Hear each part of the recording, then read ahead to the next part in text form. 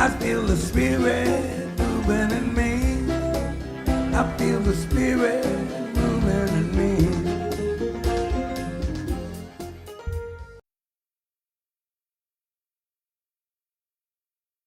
I'm so grateful.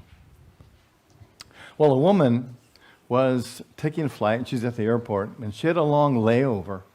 And so she went and got a book and some cookies, and of course she had her cell phone, and came back to her seat, and she's getting all comfortable in her seat, and then a man walks up and sits down next to her and pulls out a magazine, and he's reading his magazine.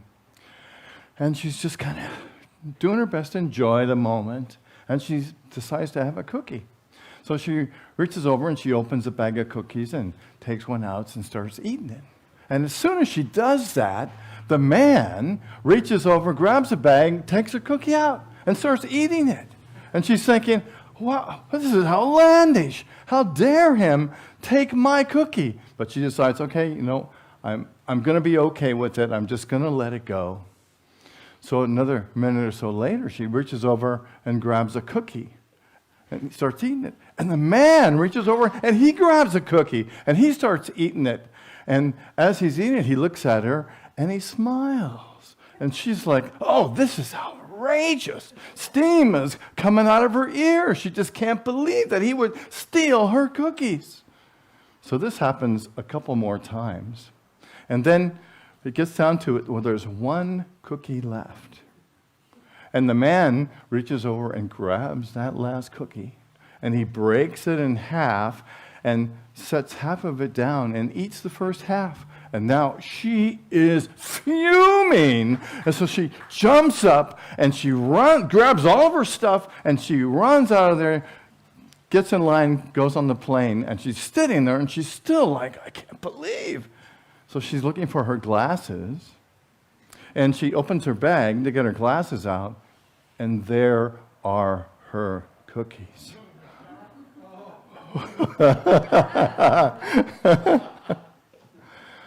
Wow. So today we're talking about negatively judging people. Have you ever judged somebody and then found out later that that person wasn't what you thought they were? Or even the other way around, has anybody ever judged you for something that you're not? And can you remember that feeling? And they actually thought of something about you that wasn't true. Negatively judging or negatively being judged can be a horrible experience in our lives. Yet every single one of us judges from time to time.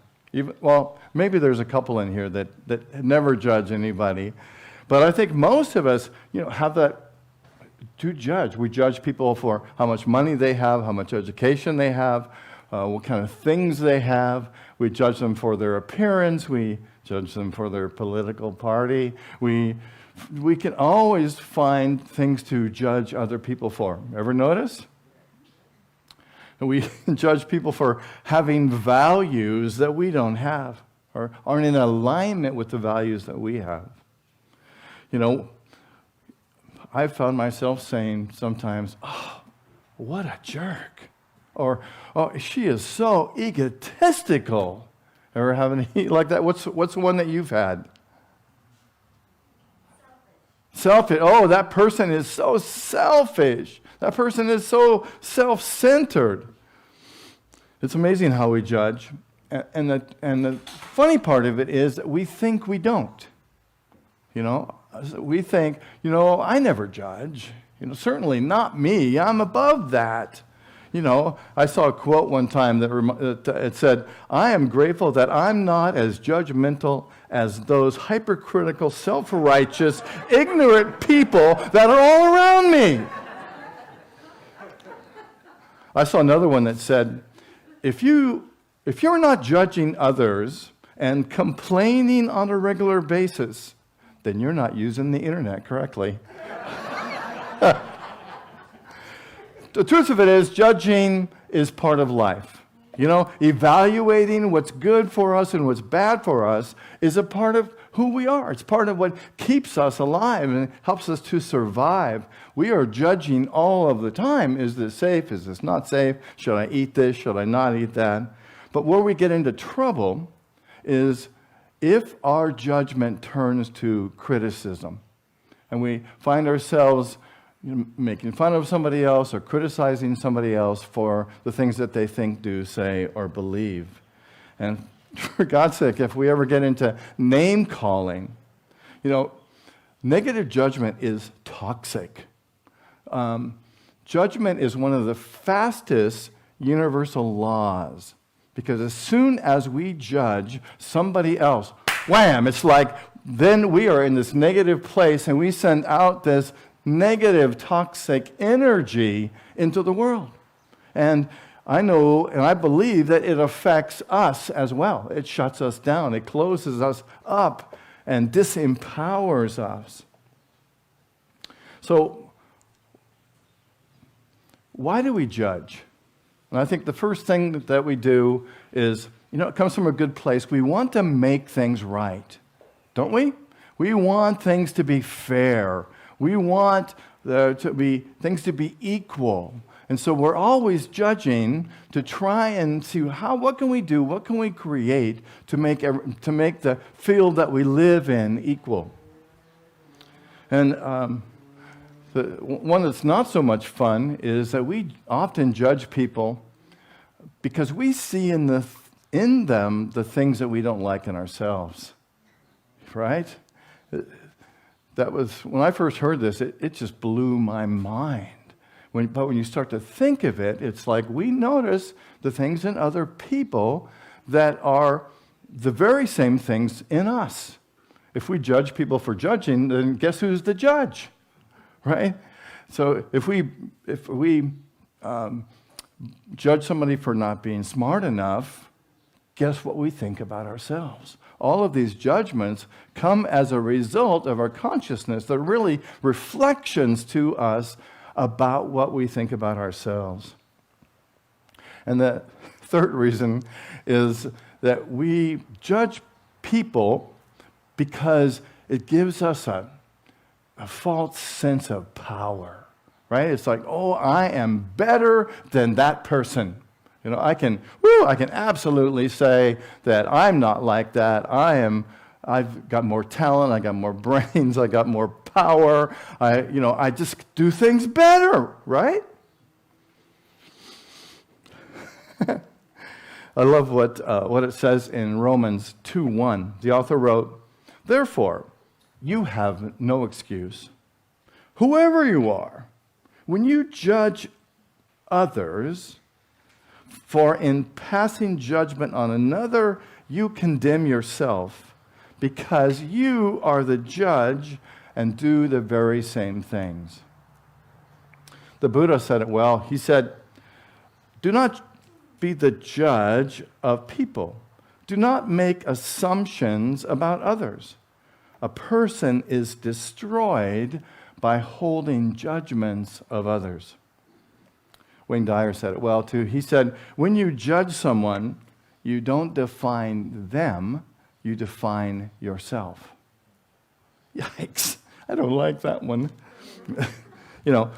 Judging creates a sense of separation, right? As soon as we judge somebody, it separates us from them.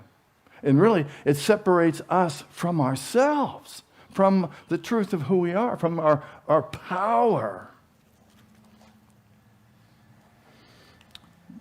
Negative judgment separates us from our true nature. It separates us from that Christ nature, that powerful nature, that spiritual nature that is the truth of who we are. We want to, if we judge at all, we want to judge with divine nature, or to judge with love. Negative judgments do three things. First of all, they dim our light. When we judge other people negatively, it closes down the light that we are here to share and to shine. Negative judgments lower our energy. Ever notice people who judge a lot? If you look at their energy is zapped because they spend their energy judging other people, judging themselves. And so if we're constantly judging ourselves, we're judging other people, it's like that takes a lot of energy to do that. The energy that we can be loving and being light and being positive gets drained from us. And if you think of it, next time you find yourself judging somebody, look at how it feels. Check in with yourself and say, wow, how does that feel? Sometimes it feels good for some of the reasons I mentioned earlier. Just for a second, we get that little adrenaline rush, like, woo, baby, I'm good. But if you really go with it, you'll feel that it zaps your energy. It takes your heart out of the situation. So, in the third thing that negative judgment being in negative judgment does is to trap us in negativity. Because once we get on that train to Timbuktu and we're judging people negatively, it's like, ooh, all of a sudden we're sucked into that. You ever notice what happens in a group of people if someone starts judging negatively? What happens? Oh, these people, they're so doggone stupid, or, they just don't know how to do anything, and yada, yada, yada. What happens? You get drawn into it, right? Everybody starts coming up with their stories about, oh, this person did that, and this person did that, and oh my gosh, everybody's just terrible, aren't they? And pretty soon we're talking about religion, and then pretty soon we're talking about politics, and we're talking about how great our opinions are and how low everybody else's are, and it just snowballs. The whole conversation just kind of goes to hell, doesn't it? Meaning it's a place of darkness and condemnation and hurt and sorrow. So how can we not judge negatively? I kind of think it's part of our DNA, to judge negatively. This is really about changing our neural pathways, changing the way that we are in the world. This is really deep psychological work to change this. But what we can do is we can set an intention and say, you know what, I'm not going to go there. I'm setting intention right now, today, that I am not going to judge negatively. Might not say a whole lot for the rest of the day. But it's about really setting that intention to do that and to be aware of it so that when we find ourselves speaking negatively, we can go, ooh, there it is. There it is. I want to stop that. I want to be positive. Somebody said, rare is the person who can weigh the faults of others without putting his thumb on the scales. Wow. When we judge negatively, we demonstrate the level of our consciousness. And this is really what I want you to hear today. This is the crux of this whole talk. When we judge negatively, we are demonstrating the level of our consciousness. And if we wonder why we're not happy, why things are difficult, it's because of the thoughts that we're holding. We know that thoughts are things and thoughts create.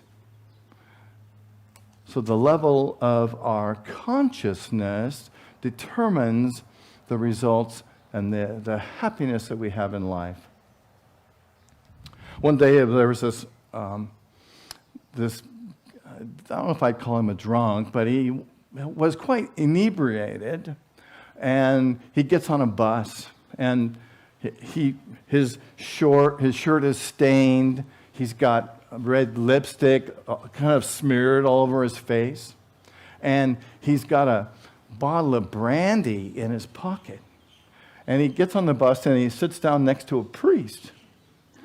And he's reading his newspaper. And then a couple of minutes later, he says, Father, what causes arthritis? And the priest thinks for a minute, and he says, Mister, it's caused by loose living. It's caused by being with cheap women.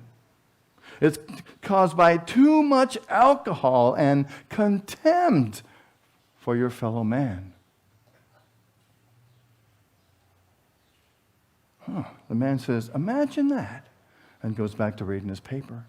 A couple of minutes later, the priest is feeling kind of guilty, and he says, I'm sorry, I didn't mean to come on so strong. How long have you had arthritis? Oh, and the man says, oh, I don't have arthritis, Father, but I was just reading that the Pope does.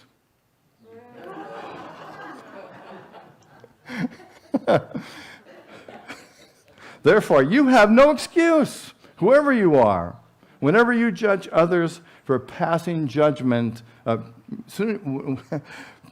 for in passing judgment on another, you condemn yourself, because you are the judge, and you are doing the very same things. So, we want to set an intention to judge positively. We want to be intentional with our words and catch ourselves when we find ourselves in that place of judging. I was on the Pialani Highway this morning. Yeah. And this is a couple days ago, actually, and I'm coming from Maui Meadows, driving north on the Pialani Highway, and come into, where all that place, place where there's all that construction, and the road narrows to one road, and then it gets really narrow, and you got to stay between these cones, and it goes up these bumpy dividers right in the middle of the street, and then it swings around and joins the rest of the traffic. And I'm coming up to this place, and I know, a couple days before this, I had seen an accident there where somebody actually ran into the barrier. And so I'm observing myself as I'm driving up to this maze, and I found that I was kind of tense, right? Because it's kind of a quick little jog in there, and I'm like totally alert. And I'm just getting ready to enter where it goes down to one lane, and you've seen this person. They came up to my right side, and I'm thinking, I know exactly what they're going to do, and they step on it and cut me off just as the road narrows. And I had some really nice thoughts. A couple affirmations went through my head. You ever had those affirmations? And I was like, okay, this isn't where I want to be. And so I came up with this affirmation, which is the one I've been practicing for this talk today, which is, Namaste. The Spirit in me acknowledges the Spirit in you. I don't know what that person was up to. I don't know where they were going or what the hurry was, but it really doesn't matter, does it? Funny thing, on the way to Unity this morning, the same place, the same person, well, probably not, but the same thing happened to me this morning. And I just thought, well, isn't this interesting that this happens to me 2 times in a row, and before I get up and give this talk. So I really had to get to that affirmation in a hurry this morning, I'll tell you. Things are under construction. So we want to be aware when we get triggered. And the second thing that we can do to not judge negatively is to notice when something triggers us and to say, oh, isn't that interesting? I got triggered. What does it feel like when you get triggered? Patricia went like this. What does it feel like for you? Uncomfortable. It's uncomfortable. Hot. Yeah. Feels what? Stressful. And it's like a zingo, isn't it? It's like you can feel it throughout your whole body. It does affect the nervous system. So when that happens, we want to say, oh, okay. there's some lesson for me to learn in this. And what is it? Can I pay attention to that?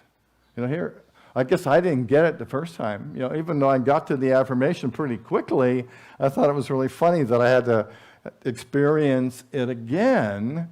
And I did have a few flashes of affirmations come through my mind, but I just kind of let them go and remembered the truth. So we want to notice when we get triggered.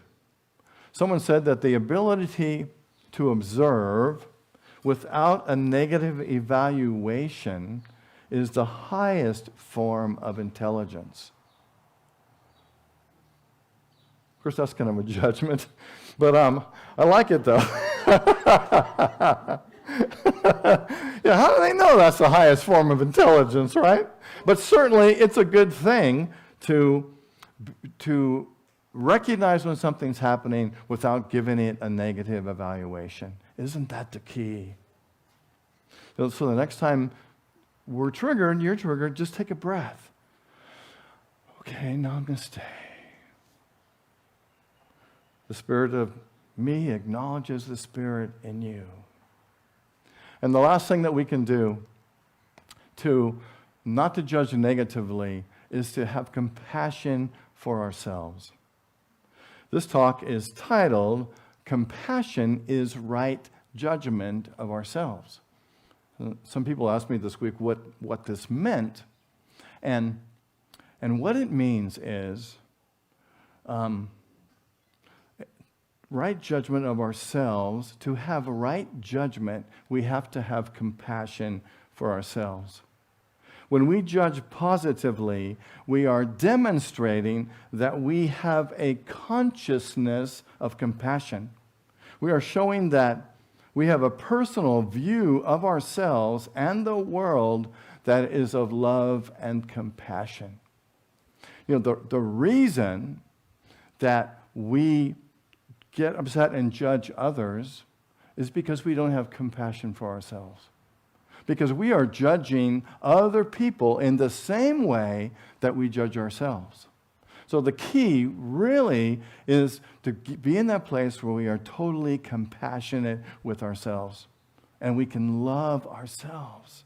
So you see, because if we truly love ourselves, we don't have to find fault with anybody else.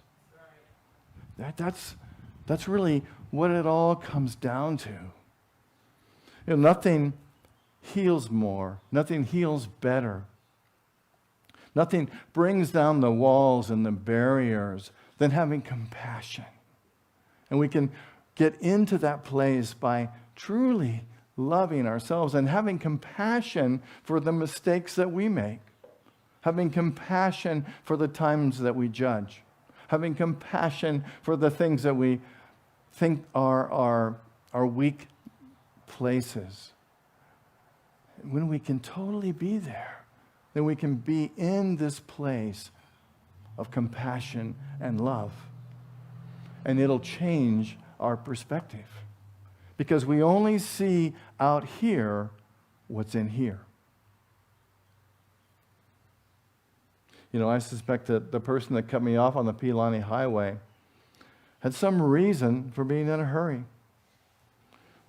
Perhaps like me, they were afraid and anxious and probably feeling a bit of adrenaline when they stepped on that gas pedal to try and speed ahead of me.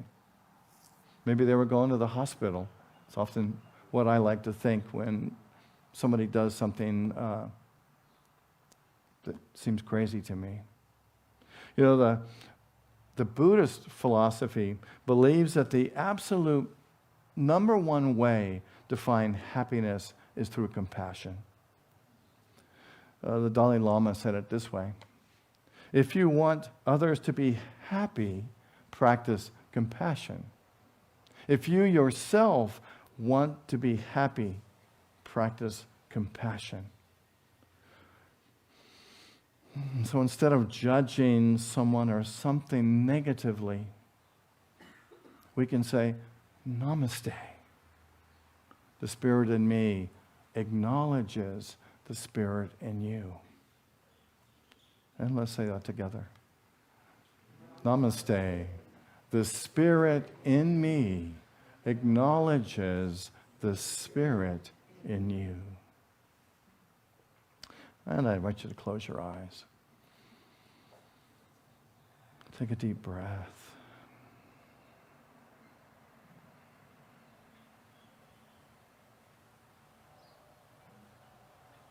Breathing in and breathing out. And I invite you just to go to drop your mind, your thinking into your heart. To be in this heart space. To be in this place of compassion.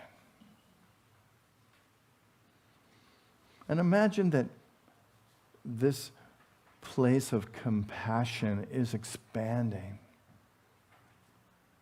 And it's moving in and through your body.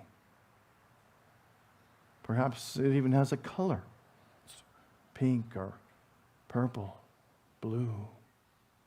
And see this compassion moving through your body, moving up into your mind, calming your mind.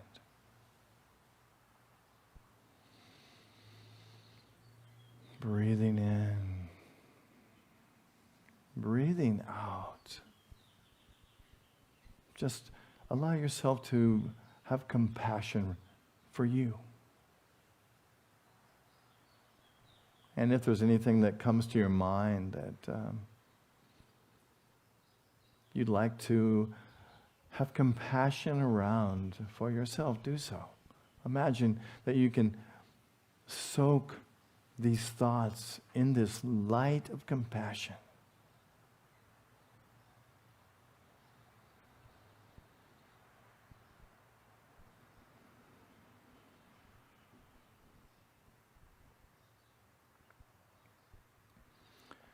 And let's take just a moment or two to sit in the silence and to experience compassion.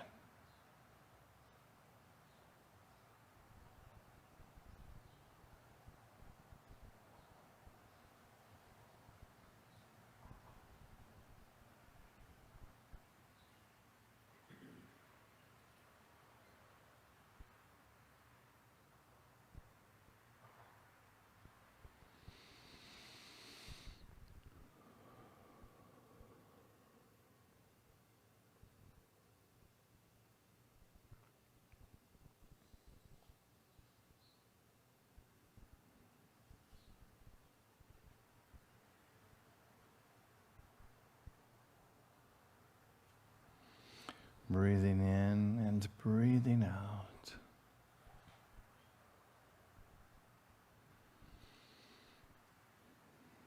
And as you begin to bring your awareness back to this moment.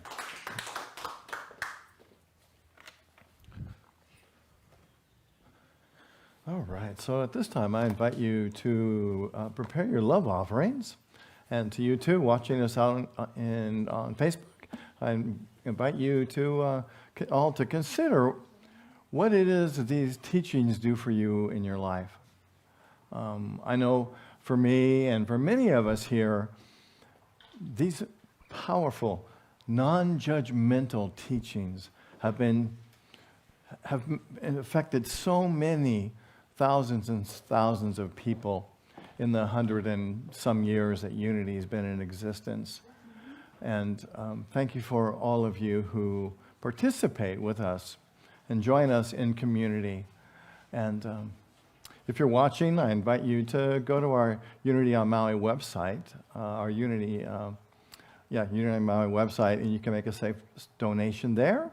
And you can also send a check to 483 South High Street in Wailuku.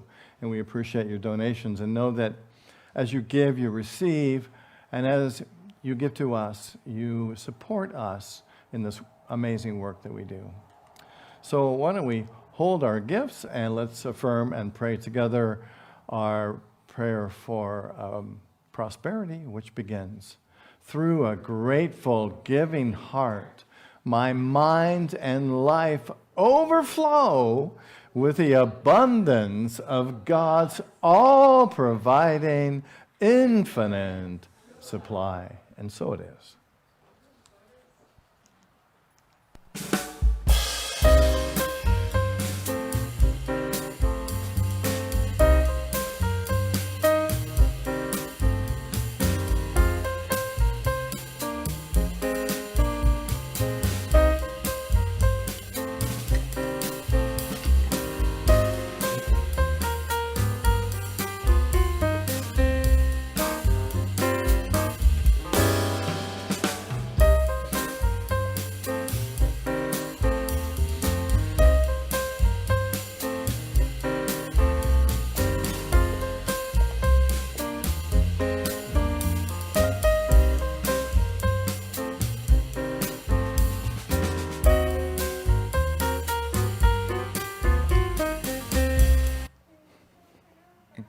Bow, bow, bow, bow.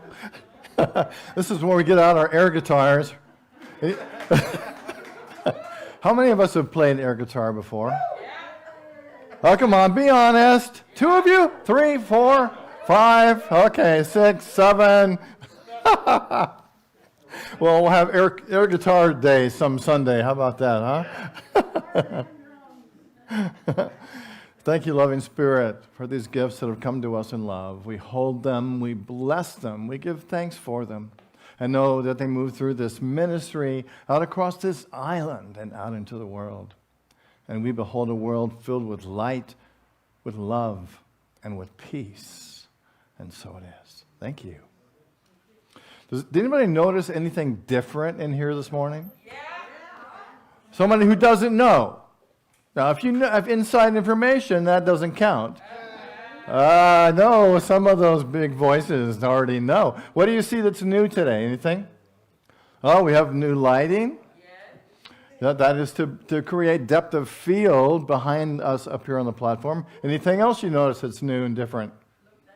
What? Oh, we have new carpeting that came in yesterday. And we have no more... There's always been a creak back here that any of us who stood up on the platform know. So that was repaired. And do you notice anything else? Anything else do you notice? The windows are clean. And if you come out here and you look in this way, this is all been cleaned. So we have Emanon and Carrie and David and Brad angels to help. So let's give them all a big hand.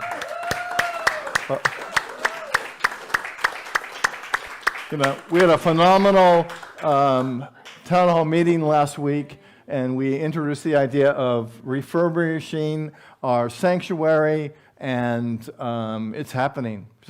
No sooner did we put the word out that stuff started changing. Isn't that the way it is? To hold that intention, to speak the truth, and whoo, here we are.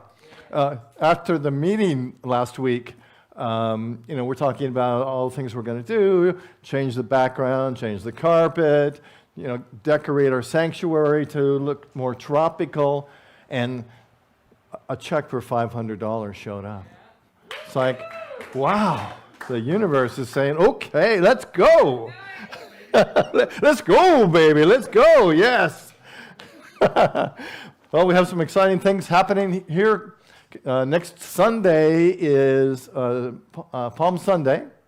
And so what we'll do next Sunday is to do a mystical communion. In Unity, we don't typically do the communion with the elements of bread and with the wine. But what we do is to talk about it metaphysically and what those elements mean to us, how they're a part of our personal transformation. So it'll be lots of fun and very powerful, I believe. So that'll be next Sunday right here at 10 o'clock. And also, thanks everybody for the donations for Kurt and his healing.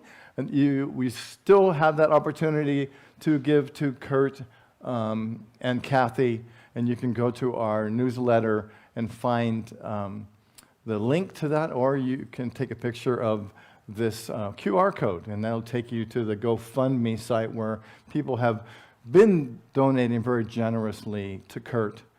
And I just heard this morning that they have found a place to live.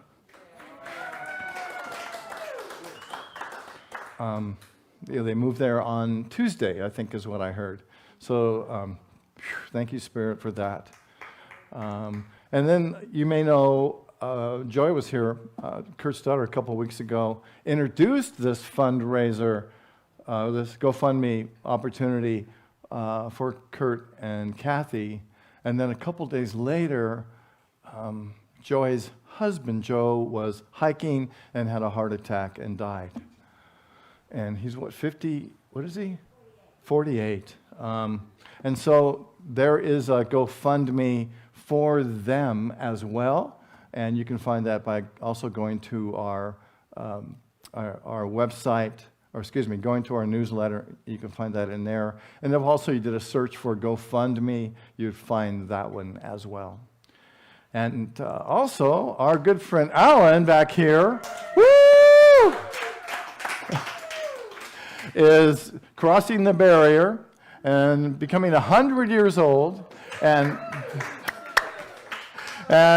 told me that he's going to start all over after that. You get to start all over again when you've got that far. So he'll be one after that. Or, well, I guess you have to be 100 for a year before you can do that. Does anybody check that out? I think at this point, when you're 100, you can make it up to be whatever you want, right? And so we're doing a GoFundMe for Alan also to get this amazing chair down there in the bottom of the flyer. And this will, you'll be able to get up, sit down, lay back, relax, be warm, and the whole thing. So there's a great amount of money has been raised for him, and anything above the cost of the chair will be gifted to Alan. And so next week also we're going to celebrate his birthday after the service, and we'll have cake. And if it was Alan's choice, we'd just have smoothies. But can you put a candle in a smoothie? So that'll be fun. So join us next Sunday after the service for that. And then after that, the decorating committee is going to have their first meeting. So a lot of exciting things happening around here. And let's see, also, next Saturday, we're celebrating our dear friend Cindy Rogers, who passed a month or so ago. And we'll celebrate her life right here, April 9th, Saturday at 1 o'clock. I'm imagining it'll go from 1 to like 3 or 3:30. And Mike, her partner, is going to prepare some food for that. And so, and I invite you to bring flowers or pictures or anything that you have. And if you have pictures and you can email them to me, that would be phenomenal, because I'm going to create some kind of a PowerPoint presentation for that. That would be really valuable. Please do that if you have the ability. And Easter is coming up in 2 weeks. Can you imagine? And of course, it's happening right here at 9 and 11 on Easter Sunday. And it's going to be reservation only. So please make your reservations. And the reason that we have reservations is because we only have parking for so many people, and we want to keep it safe. And until we get a van and can shuttle people back and forth, we're asking that we, park safely on Sunday. So please make your reservations, make them soon. What happens all the time with these events is they fill up, and people are calling us at the last minute and saying, "Oh, I didn't come. I didn't make. I can't come. I'm really sad. Can you squeeze me in?" The answer is no. We can't. I'm sorry. I want to be compassionate, but be compassionate for us and call Kelly and sign up now. And Robin Fisher will be here on Easter as well. And we'll also have Unity Joy Singers, and we will have hula as well. So it's going to be a really fantastic day. And there's a flyer back there if you haven't signed up to be one of the Joy Singers. You can do that and contact Robin. Love to have you up here singing on Easter Sunday. Again, it's not a choir. It's you're going to learn a couple easy songs and be able to sing them with our congregation. It'll be a lot of fun. And then also, we are imagining that very soon we're going to have a van. In fact, we're working on one right now. And you can see our faithful van driver there. He's not... he's in the office counting, I guess, so he doesn't get to see. And if you've ever ridden the van with Al, you know it's always worth a couple jokes, and so that's always fun. So we need drivers actually to I'm imagining this could happen really soon. And so if you are interested in driving a van to shuttle us back and forth on Sunday morning, please talk to K Aloha. And that goes for those of you out there too. So K Aloha is right here, so we can shuttle people back and forth safely on Sunday. And Mike has an announcement. Here's a new member today, and so he's going to start it right off with making an announcement about some activities that he has planned. So God had given me a vision years ago to start a ministry called Get Lost. My vision is eventually have a building that says Get Lost, or Welcome Back that says Get Lost. The idea behind it is we all have stresses, we all have problems. Every one of us deals with stuff, and we turn to alcohol, drugs, sex, whatever, gambling, to get lost. So this is an alternative to that. I love to get lost in nature. I feel closer to God when I'm in nature than ever. And sometimes I can get lost in a bowling game. So on that note, twice a month, Saturdays, 5 to 7, I have a couple sign-up sheets. Next Saturday on the 9th, I'm going to host a poly hike over the poly, down the other side, sunset hike, get lost on the poly. Come join us, sign it up. If you need information, my phone number's on the bottom. Come join us. It'll be Elle and I at least, and if anybody else wants to come, great. And then 2 Saturdays from then, we're going to do a bowling night. We did one the other day. A friend wanted to go bowling, and next thing I know, there was like 14 of us, and we had the best time. Everybody was laughing, and God was just calling me. He's like, you got to do more of this. Mm-hmm. Yeah. So I'm going to try to sponsor something like that twice a month, and you'll sign up for it. We'll come up with snorkeling. If you have any ideas, something you would like to do, we would like to do that. If you have a special talent you want to share, anything like that, that's what we want to do. We want to all get lost, because sometimes we just need that. We need to get lost and just get centered to who we truly are and let God, reveal himself however it does. So come join us. It's going to be fun. Thank you. All right. Thanks, Mike. Get lost, will you? Yeah. Well, my walk-your-talk is on the table in the back there if you'd like a summary of what we talked about today. And if you're watching us online, you can find it in our newsletter that'll come out on Thursday.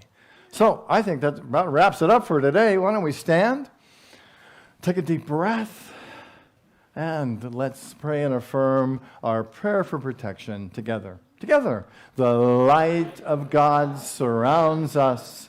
The love of God enfolds us. The power of God protects us.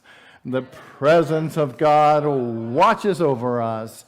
Wherever we are, God is. God bless you, friends. Thank you for being here. See you on Palm Sunday. Aloha.